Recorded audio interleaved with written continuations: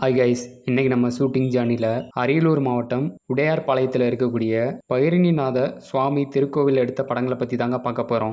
அதுக்கு முன்னாடி நம்ம யூடியூப் சேனலை சப்ஸ்கிரைப் பண்ணாமல் பார்த்துட்டு இருந்தீங்கன்னா சப்ஸ்கிரைப் பண்ணி வச்சுக்கோங்க.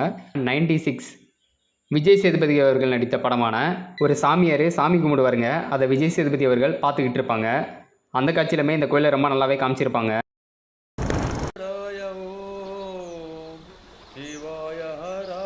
அதே படத்தில் விஜய் சேதுபதி அவர் மற்றும் அவருடைய ஸ்டூடெண்ட்ஸ் எல்லாமே இந்த தூண்களுக்கு இடையில தாங்க சாப்பிட்ற மாதிரி ஒரு காட்சி எடுத்திருப்பாங்க.